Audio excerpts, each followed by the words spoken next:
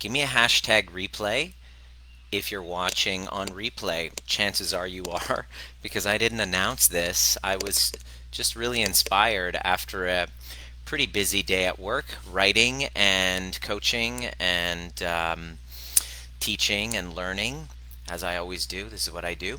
Um, I wanted to answer this question that came up from Jessica after she watched one of my um, previous Facebook Lives. You want to see it.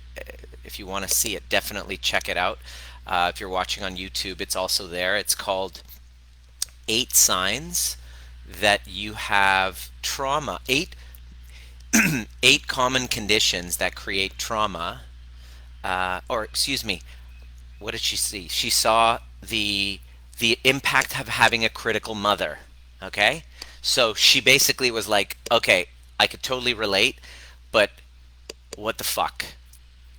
I just realized I have 3 kids, and I now, which I really want to like give you mad props, Jess, for saying this, because it takes a lot of courage, because mom guilt is real, right? And so for you to just, you know, vulnerably, publicly ask this question and really own up to it, there's a really good chance that you can help this kid without doctors. Absolutely certain. I know doctors have a very important place in society, especially for emergencies. But if you have a kid with all of the things that you were dealing with, mood disorders, health issues, chronic fatigue, insomnia, anxiety, ADHD, all of the typical disorders that they will diagnose them with and maybe put them on Ritalin. I want to talk about that. This is a very, very meaningful conversation for me because I'm very passionate about this. And it's interesting because I'm going to be giving you, I'm not going to be giving you parenting advice. Okay, here's the thing. I want you to really pay attention because nothing that I'm going to share with you is about me telling you how to parent. I'm only because I'm not a parent yet, so I can't give you that kind of. I can't. I'm not qualified to give you parenting advice. However, what qualifies me is my understanding of the nervous system. So there's no judgment. This will trigger a lot of people, but I want to set this conversation up with the context that to kind of throw away these labels of bad mom. And I just realize how real mom guilt is. You can't avoid it. It's just going to be part of the game for you as a mother. And you moms, I have mad respect for you. My wife is sitting right here. She's 8 months pregnant. She's about to pop. And she she hardly sleeps at night.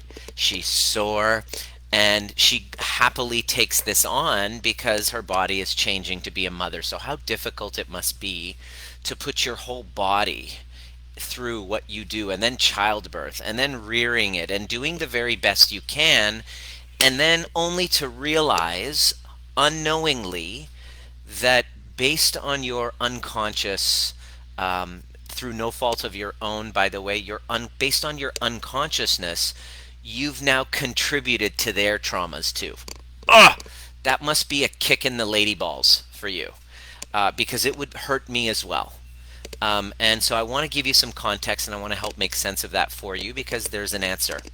I have come up with 5 ways that you can change the whole story and completely help them, because I want you to know something. You are way more powerful than you think, Mama Bear. You are way more powerful. Don't sit here for 1 second and think that you're powerless against this disorder that's been diagnosed by some fucking god with a white coat who's going to give you, these as the solution. I just want you to get you have way more power than that. All right? With that power comes responsibility. With all things that we have power comes great responsibility. Excuse me. And the reason why this is really important for me to share is because I'm about to be a dad. And as soon as I discovered that, I was like, okay, I'm about, like, right now, embryonically, as my baby is being born, every experience that my wife is going through, my partner's going through, is unconsciously downloaded onto my child. So if Diana has the experience where she doesn't feel safe with me, if she has the experience that I'm going to be gone or I'm going to kind of ditch her, how do you think her nervous system would feel if she doesn't have that level of safety? It wouldn't be good. Already it's hard enough. She's got safety. She knows I got her back. She's got safety right now. And still she has a tough time sleeping. Imagine, like my heart goes out to you and your parents and your families if you were born into a family where your mother did not feel safe when you were in the embryonic stage, in utero. Okay, embryonic and in utero, because that shit gets downloaded. You know this. We know this. We know this to be true. Your experience in utero is kind of sticking to you. So, soon as they're born, soon as we are born as humans, every experience we go through based on the anxiety and the ability of our parents to regulate themselves through challenging times like the one we're going through now. The kids are watching, okay? The kids can feel, us children feel the energy of our parents. If you don't believe me, think back to how your mother's kind of mood, how that basically set the tone for everyone. I don't know about you, but in my household, my mother's mood, her emotional ability to emotionally regulate herself, and the context of the arguments that would happen and the fighting that would happen between my parents, I was literally watching a model. I was being modeled a relationship. Okay? That's what happened to you. You as a child were in the energy field of your mother and father. Single mother, stepfather, what was it? What was their quality of relationship like?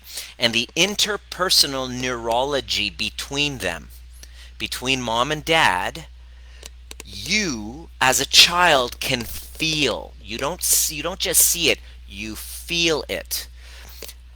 Our we are I am in my relationship, I'm a container for my nervous system and my energy. There's a life force that we all have. My energy becomes a container for the relationship. Now, with all sorts of fucking codependency shit that happens with the toxic swing of the ups and the downs or the dissociation between mom and dad, you feel that and you see what relationships are like. And the dissociation and the disconnection that mom and dad have because of their own traumas, because of their emotional injuries from the past, because of the quality of the relationship between one another, and the way that conflict is done, you downloads right onto you, into your body, and you have no idea about it. You don't even know what you don't even know. Let me know if this is resonating with you. Okay? You have no clue. So it now goes into your nervous system and your container. You basically, the reason why I'm saying is just remember how powerful mom's way of being was around you. There is probably, if you're like most people, a codependency and an enmeshment. Enmeshment means there's no boundary between my feelings and mom's feelings, that her feelings become my feelings, that because of her emotional reactivity and volatility and rage and whatever, or shutdown and dissociation, you sense through her nervous system, her regulation, you download her regulation.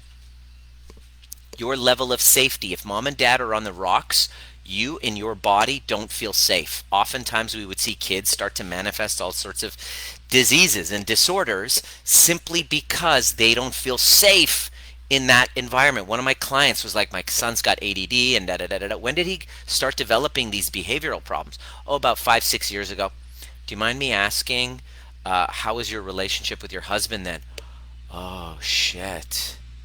That's when we weren't getting along. Oh, and then he'd come home from school and his teachers would say he would get into fights and he would behavioral stuff and all this shit.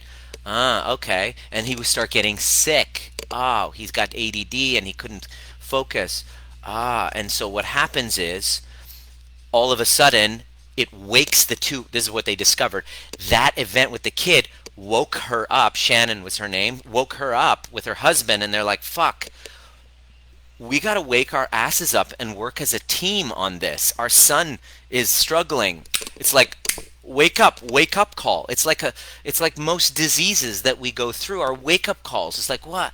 But if we go into the medical system, we're like a victim to a disorder called ADD, and then we're not talking about the energetic container, the container of the family unit, the interpersonal relationship. And as it turns out, this kid got them working as a team and more connected.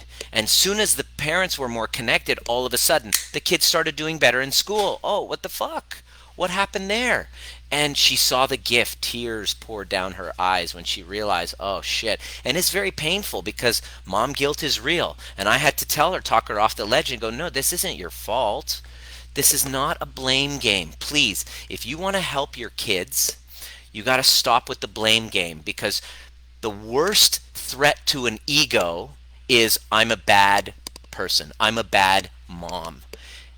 And so your ego, because it doesn't want to see that and doesn't want to feel that, and you're not really okay with learning how to regulate that, you won't address that. And so you'll hide and go, try to diagnose him, try to pawn him off from one doctor to another, to one specialist, and on again, off again. And the kid is now, unfortunately, feeling even more broken. They're like, I'm not broken.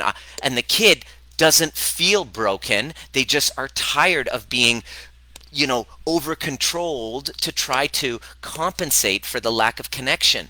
And the guilt of you, of the kid struggling because you haven't worked on your own being okay with your unconscious self, and you haven't really integrated your shadow. I'll talk about that in a moment, and healed your own attachment wounds.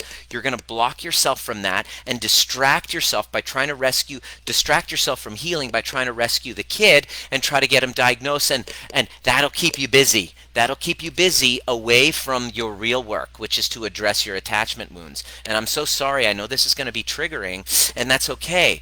I'd rather tell you the truth, because you got to know, you got to feel that the reason why I'm teaching this is I stand for healed families. And the way that we're going about it with diagnosing the kid and making them feel like shit about having this issue, and is not, I'm not enough, I'm not enough, I'm not enough, I'm not enough, constantly, which he or she was probably feeling because of the dissociation from parent, because of the dissociation from their attachment caregivers, their primary caregiver attachments, because of that not engaging with the social engagement, not enough play, because of all of that, the kid, or the fighting that's happening.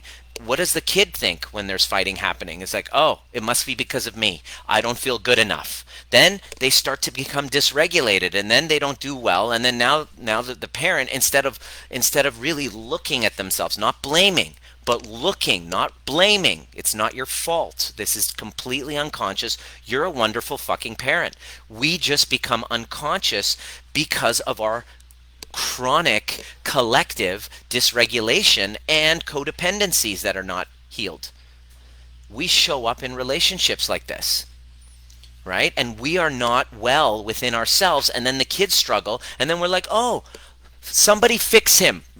I get this all the time, and I just want to, that's me working on my shit. It's like, I just want to wake these moms up. My son has anxiety. Can you help me? My son has so-and-so. They are all struggling with so, can you help? And then I'm like, is your son a follower of my work and really keen on working with me? No. Okay, then I don't want to work with him. But can I ask you a question? What's been going on with you and your relationship? And oh, my husband, we don't see eye to eye, and he doesn't believe in this and that and this. I'm like, maybe it's time for you guys to kind of heal that and work on that. I promise you the kid's gonna, oh no, my husband doesn't support this. We're not on the same page with it. I'm like, bingo. I think I know what's going on, and sorry to give you the bad news, but no, I can't help your son. This is you. This is you understanding how to heal, how to lead by example. You, as a mother, have so much fucking power, and you keep giving it away every time you're going to say, and why do you give it away? It makes sense why you give it away, because it's hard, it's painful healing those unresolved wounds with mom. It's painful facing and feeling that shit between the two that's between you and your partner. It's painful. I'd rather not, and I'd rather just numb myself and just distract myself with trying to fix a broken kid who's not broken. I'm here to tell you, he or she is not broken. They are fucking geniuses. They thrive under certain conditions. They thrive. And what we know to be true about the nervous system is they fall apart under other conditions. And it's up to us as parents. I say us now because I'm about to be a parent. This is important to me. It's up to me to learn what a healthy nervous system requires and start doing it. So I'm going to give you 5 things. Is this important? Number 1. Okay. The first thing you're going to do is, first I want to get this to you. Is this landing for you? All right, Nick. Love you, brother. Number 1, eating family dinners together. Why? Well, when you eat together, the parasympathetic nervous system is activated. Your parasympathetics are activating, and you are connecting, right? And by the way, I want to credit Dr. Russell Kennedy, my mentor, the anxiety MD. He's a neuroscientist, and he's my mentor. I've learned from him. He's become one of my good friends. And like, we talk about this all the time, and so I've been like a sponge. So I want to thank him for all of this. This is all neuroscience, okay? This is, when you understand neuroscience, you realize your fucking kid is not broken, and you're not broken, and it's not your fault, and you're not a bad mom, and you're not a bad dad. You're just unconscious, and you're run by your fucking traumas. How do I know? Because everybody is. Because I'm actively working on mine as my way of life. Why? Well, because of her. Hi. Jolly. She's having snacks as usual. All right? Okay, so eating family dinner together. They've done research, and they've shown kids with really shitty mental states, basically when dinner comes, they don't eat together. All right? When you sit together, you activate and eat together, you activate your parasympathetic nervous system and your social engagement. Engagement. The enemy to anxiety is engagement with the present moment. We are a disengaged society, and so is our families. We are addicted to the screens. And, like, this is basically what we'll do. It's a substitute for connection when we're lacking it, of course. We're lacking it. And if we're not engaged and stimulated in our bodies and with play, we're going to seek it elsewhere in unhealthy ways. So we'll start using the screens. But if you don't eat together and talk and activate the social engagement system, well, how are you going to do that? Well, number 4 is going to answer that. But eating together as a family breeds intimacy. Well, you can't give what you didn't get. All right? So if you didn't have that connection and consistently, like, looking into each other's eyes, this lowers the stress hormones. It creates safety. It activates your social engagement system, which all of your cranial nerves are innervated by, which you activate your sense, your smell, your eye gazing, looking into each other's eyes. Now, there might be some resistance at first, but that's probably because you don't have a great, healthy fucking social engagement system. You're disconnected. And I'm not saying it's your fault and you're bad or whatever. It's just, we all are. Unless we're actively climbing that ladder towards our ventral vagal, which is connection. So you got to create connection. And when you connect and you talk and you share, all of a sudden their nervous systems start to regulate and they feel safer. And that safety, they don't have to have this chronic hypervigilance, which is what ADHD actually is, and all of those other mood disorders. So that's the first thing. Interaction. Number two, here's what you do. Let me know if any of this is resonating with you. When you do this, that first one, you now are more connected. You now are active. You now are connected. Oxytocin, your brain starts to change when you have that connection. When you don't do this, there is no intimacy. There is no safety. There's no connection. We don't have those oxytocin chemicals firing. So number two, play. So sports, healthy aggression, play. They need to play, martial arts, like get them doing something physically aggressive. When you do something aggressive like boxing, jujitsu, martial arts, like I'm going to not force, but I'm going to kind of nudge my kid, boy or girl, into martial arts, Brazilian jiu-jitsu, karate. Like, yeah, my wife is a black belt in Taekwondo. She's like, Taekwondo, you insist on Taekwondo? Okay, cool. Whatever the kid wants. All right. But play, where there's social engagement. They're going to a class. This is so fucking terrible what they're doing with, disconnecting kids even more. That is horrible for their social engagement system, for this virus. Anyway, I have my feelings about that. I think that they're doing far worse by dissociating them from social engagement, putting glass and masks on and stuff like that. Anyway, I'm not going to get into that, but from a neurological perspective, it fucking sucks for them. So play, sports, healthy aggression. That's the next one. Number three, here's what you're going to do. You are going to enhance their strengths. Number three is enhance their strengths. What are they leaders in? They have leadership. Everyone has an inborn inspired leadership within them. Maybe they are like one of my buddies, kind of this younger guy that I'm mentoring. He's like late teens, and I've been kind of mentoring him through his late teens, and now he's in his 20s. We'll go work out together. I already know how to work out. I already know, like I pretty much understand, but I would let him kind of lead me because he's like into working out, and so he's like, okay, so here's what you do. What I'm doing is I'm enhancing and I'm nudging to emerge his leadership. That is really good for the kids. It boosts their confidence and their self-esteem, because when we dump our shit onto them, immediately they're like, I'm not enough. When they see parents fighting, they're like, oh, it's I'm not enough. So the anxiety I found is chronic self-abandonment and self-betrayal because of trauma. That's what our anxieties are. It is a trigger. That's why I call this trigger proof. It's really all nervous system regulation so that you can expand that space between stimulus and response. You don't have to be so reactive. And an anxiety is just a prolonged trigger. If you really understand this neurology and dedicate yourself to cultivating and learning this skill, what happens to you in 3 months? What happens to you in 6 months? It's amazing.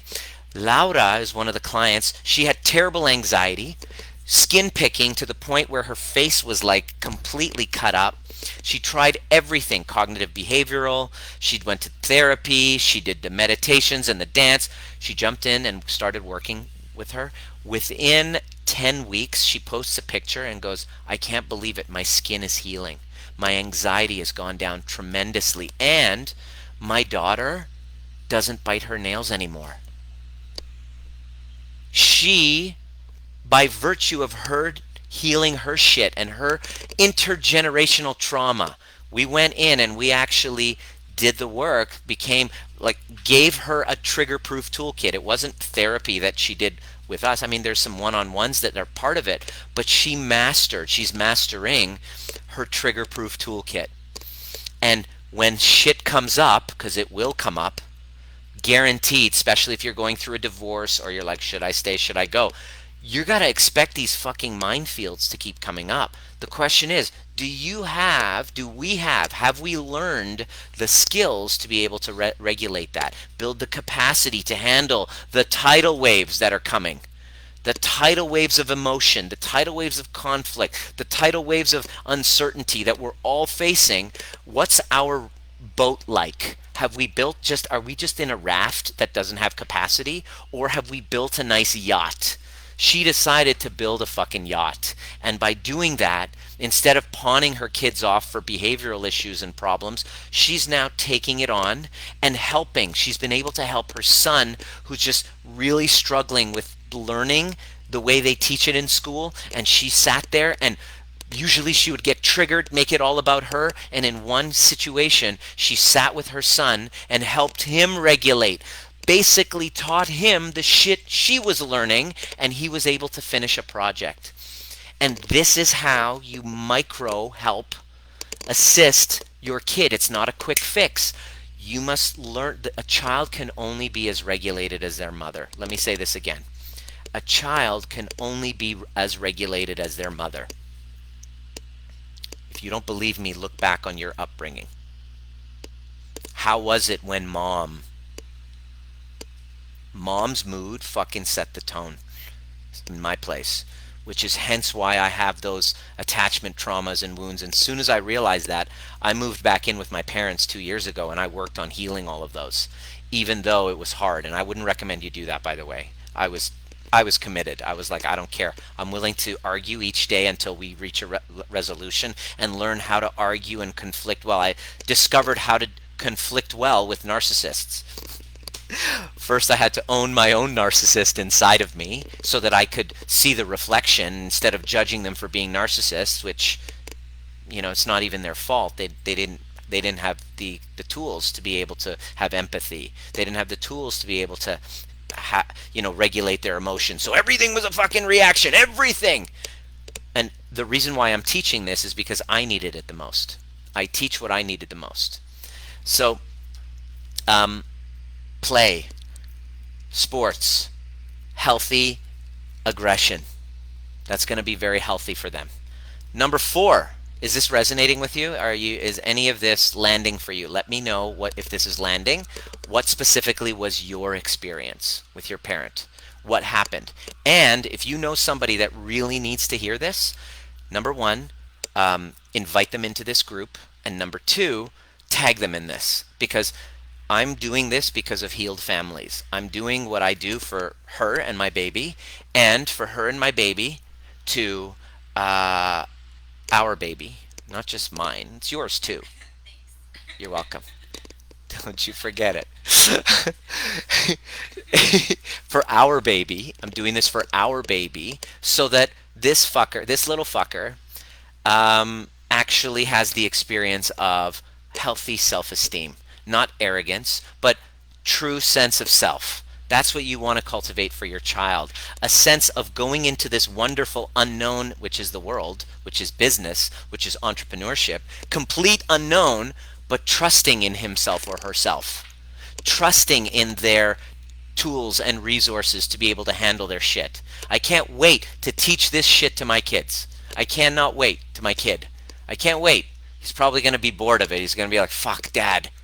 God damn it, enough of this nervous system regulation and empathy and connection shit. I just want to fucking be left alone.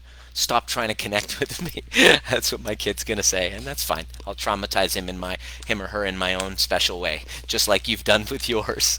So, number 4 is, this is a great one. This is a great tip. Thanks to Dr. Russ for this one.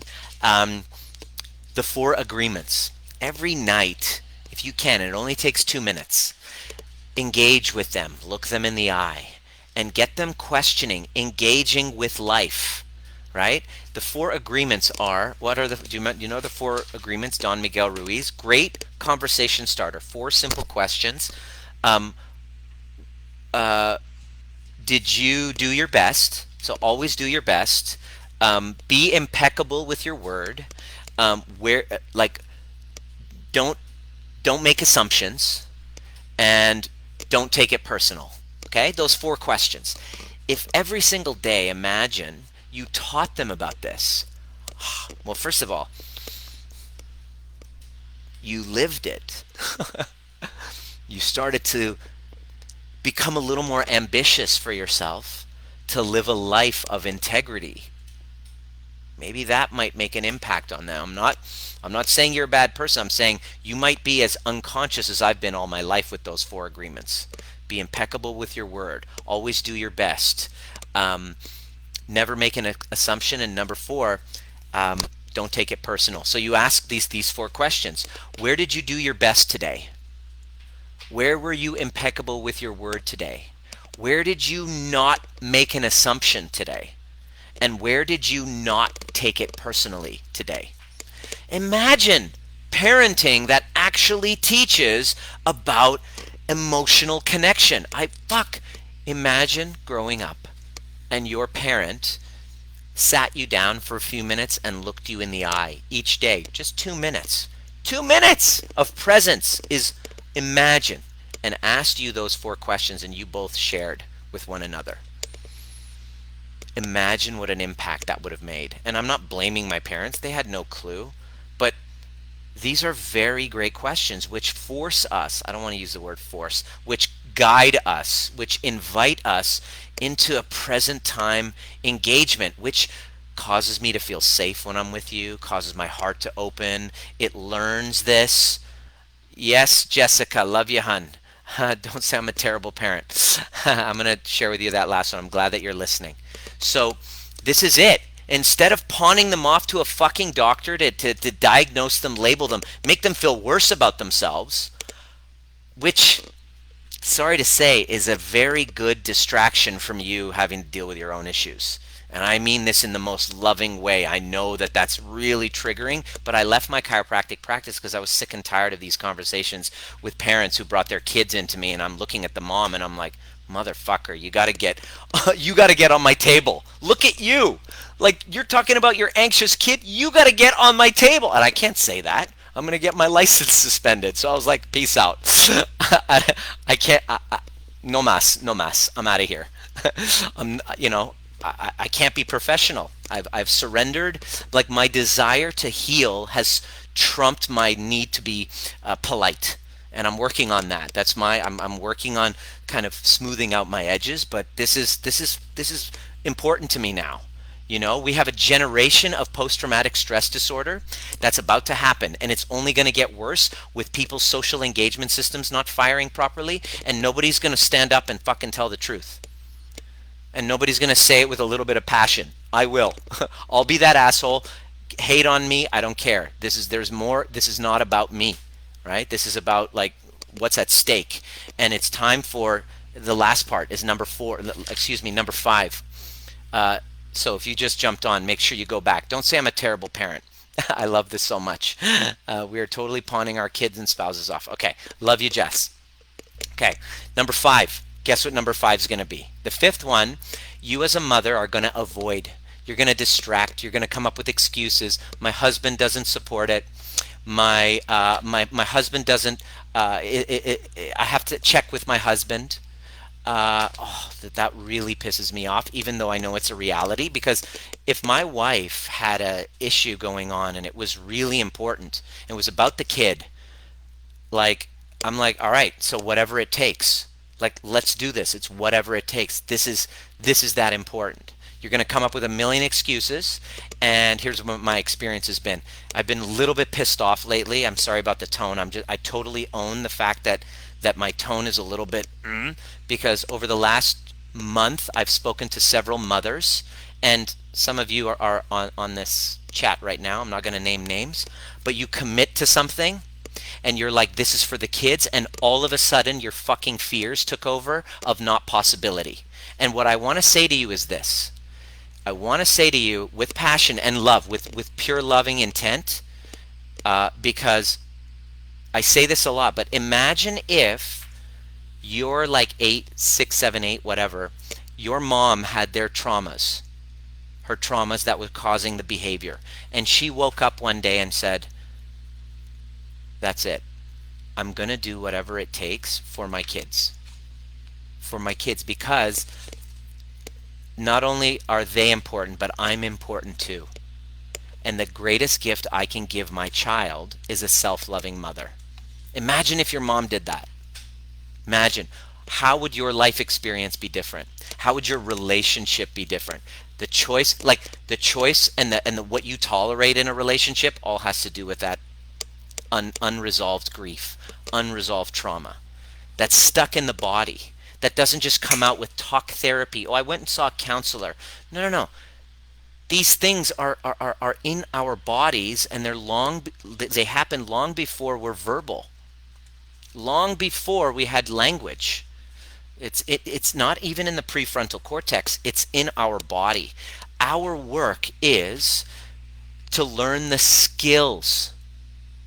Pills don't teach skills. You got to look inside if you want to find the answer to your ills. Pills don't teach skills. Covering the truth in exchange for your dollar bills. So we have to learn the skills. So that then we can lead by example and teach our kids that they're not broken, that it's not their fault, that they're not broken, that they're working exactly as they're meant to because their nervous systems are in distress because of unconsciously what mommy and daddy have unconsciously, because of our disconnection, because of our disconnection with our hearts, our disconnections with our souls, our disconnections with the creator, all of the spirituality, the woo, the whatever. And I do not see myself through the eyes of God, through the eyes of Christ. I do not see myself that way. I don't love myself because of those traumas. And I am that important, and I deserve to heal myself, to work on building my capacity, because there's no end stage to healing. Earlier today, as I was journaling and thinking and integrating some of my real frustrations with these conversations I've been having with moms, they're like, love to tell your fucking stories, but there's very little that you want to actually do about it. Why? Which makes sense, because you're scared. It's scary confronting those things. You would rather just give the kid's problem to a doctor and just not deal with it. Oh, no, no, I don't want to deal with that. I don't want to get real with my life and live in integrity. That's my kids. Can you help my kids? Meanwhile, I'm living with all this unresolved grief. In other words, can you teach my kids how to love themselves? Is the real question that you're asking unconsciously. And my answer to you is, no, I can't. You're the one to. There's no way I can. I can't teach them to love themselves, but you're their mother. You can. And the way that you teach them to love themselves is by you first learning how to do it. And it's not an easy thing.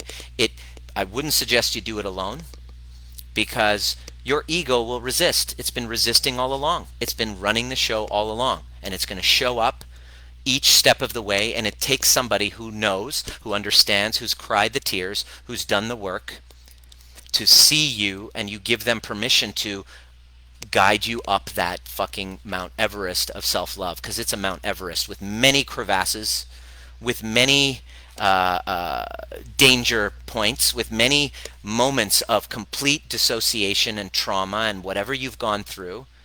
And it takes for you to get in integrity with what's going on at home. And you're not going to want to do it. I'm just letting you know. But the question I have for you is this: are you able? Check the body. Are you able, or do you have some sort of a disability that prevents you from doing your healing work and healing your attachment traumas? Number one. Number two, are you willing? This is my challenge when people reach out to me and I get on a call with them. I see many of them are able, and they throw excuses and whatever stories up. But here's, like, for example, money. Oh, I can't afford. And let me ask you this question. If it was for your child, would you do it? And the answer, of course, I would find a way. I would borrow, beg, steal. I'd figure it out. Okay, well, what about the child inside of you? That's not worth it, is it? And that is the exact reason why the trauma is passed down from generation to generation, because the key component of trauma is that it dissociates us and it causes us to stop loving ourselves. And the way that we break the cycle of intergenerational trauma is we say, okay, it's not my fault. I'm going to release some of the guilt, and I'm going to take some ownership and responsibility, though, for this snowball that's going down unconsciously, for me to be the one to stop. Because your parents can't do it. I was like, why can't you see me and do the work until I was like, fuck it. Your job is not to finally see me. It's my job to see me. And I did. And all of a sudden, you know what crazy thing happened? My relationship with my parents shifted. I started having empathy towards them. All of a sudden, my relationships in general started to change because people could finally feel that I'm in my heart. And then I was able to attract a relationship that was in alignment with who I was. It was an interdependent one that was based on communicating each other's needs rather than becoming needless or too needy. So going from codependency to healthy attachment and secure interdependence. That's what's available to you. So those 5 things. And I want you to know one thing. Ritalin is a chemical substitute for connection. The reason why your child is struggling so much is because of a lack of connection. And I've given you some steps that you can do immediately to start changing that. And the last one is up to you. And the last one you're going to not want to do. And I'm not saying you should do it with me. I'm not everybody's cup of tea. I stand for the outcome, so I don't accept like excuses. I'm very loving and nurturing, and it's like, no, this is the outcome. So I'm lovingly, ass-kickingly helping you stop with the bullshit and just start to learn how to tell the truth. It's very meaningful work for me, because when I hear that a kid is now who's concerned because of a divorce, but because of the work that mom did, like Michelle, going through her divorce and separation, ends up with a child even more connected through COVID, even more connected after the divorce. That I'm texting, hey, like a year later, how are you guys doing? Great. Gianna and I are heading over to my ex-husband's now for dinner, all of us together. Imagine that, consciously uncoupling and creating that level of, imagine that container voluntarily going to her ex-husband's, that we helped her through that process because she's learned how to regulate, that container that she has created has now had her daughter freaking thriving. Always got a smile on her face, just safe because the social engagement system is going. And they're playing constantly. She's doing the work consistently, and those are the people that I really want to talk to. So if that resonates with you, if anything I'm saying is resonating and you want to learn how, this month I'm taking 5 moms who are committed to helping their kid, and over the next 90 days having them turn into nervous system badasses by teaching what I call emotional nervous system yoga. How to expand. Like when you go do yoga, what are you doing a yoga class for? You're doing a yoga class so that you can expand your flexibility. Well, that's what we do with the overview method. We expand your nervous system flexibility, not so that life is easier, no, so that you can be more flexible to take on more challenges. Not more challenges, but take on challenges gracefully, rather than fighting yourself every single day, rather than having digestive issues run your life, rather than being anxious all the time, rather than being conflicting, rather than being codependent all the time. You yourself take on this work and live in integrity and be able to look in a mirror and say, fuck, I love you. And then your business, all of a sudden, people feel your alignment. It comes through you. It's unmistakable. Businesses go up. One of our clients with 2 kids going through a divorce, Vicky, when we begin this process, we do this Beck Depression Index, and her Beck Depression score was 25, which was moderate to severe depression. After 3 months, she's unpacking her relationship. They're getting along. They're not arguing all the time. Where they were triggering each other all the time, he's done no work. He hasn't changed, right? And she's now realizing, okay, well, maybe this is not right because they've been separated. She's now kind of ready to communicate her needs rather than be this codependent mess and guilt and shame. Her kids now, they play, they're transformed. And here's what's happened: her business has tripled. She's in sales. Why? Well, because when your nervous system starts to become a container, healthy container of energy for others, it brings others into safety. I remember when I first started learning this, patients would come to see me in my chiropractic office and they go, "Wow, Dr. Nima, it's weird. You haven't even adjusted me yet, and already I feel better just being in your presence." And I was like, I know, that's nervous system regulation. My nervous system tone is a container for you right now. You right now being in my container, the tone of my voice, the eye contact that I'm making is, you're feeling either safer or more, you're feeling more triggered a little bit because I'm bringing up some of the truth right now. And if it's triggering and it's true, that's a good sign. Most people get triggered. Oh, I hate him, he triggers me. Others are like, fuck, I really need to go into this. Those are the people that fucking slay it. So send me a DM with your story and let me know if you want to apply and be one of those 5 women, moms or dads. Fuck dads. It's amazing watching the dads step up now and learn about the nervous system and go, oh wow, if I understand the nervous system and I know what causes what, I can then learn the skills to help my own kid. Sign me up. This is, and it's not therapy. There's nothing to fix or break because you're not broken. You're just learning skills. That's it.